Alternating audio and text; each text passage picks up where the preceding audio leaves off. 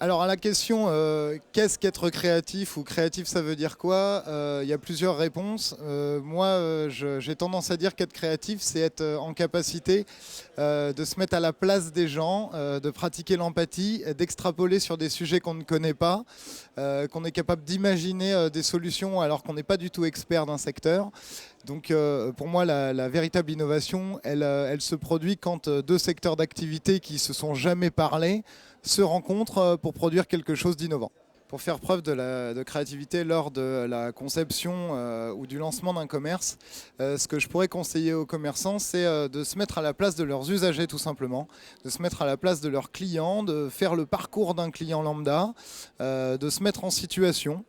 Donc on voit que pour essayer d'éduquer aux problématiques de la grossesse, les Japonais en ce moment se mettent des ceintures abdominales qui font comme s'ils étaient enceintes, et du coup les hommes s'aperçoivent de la galère que c'est de porter un bébé.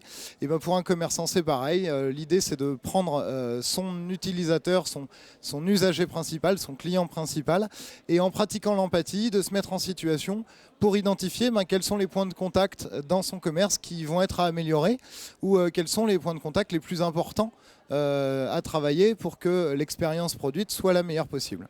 Un conseil pour dynamiser son point de vente en 3 actions simples et peu coûteuses. Je dirais que la première, c'est travailler sa signalétique. Donc ça passe par le travail de son identité, c'est pas très cher.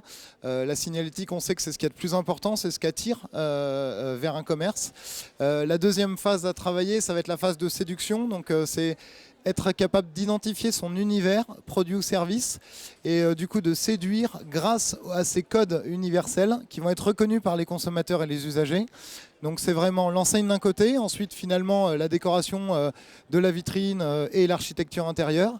Et puis en troisième lieu, ça va être de sécuriser son consommateur. Donc tout simplement, ça a l'air d'être le basique, mais tenir proprement son commerce, sourire aux clients, s'habiller correctement, et donc être en capacité de recevoir tout et n'importe qui avec le même niveau d'exigence.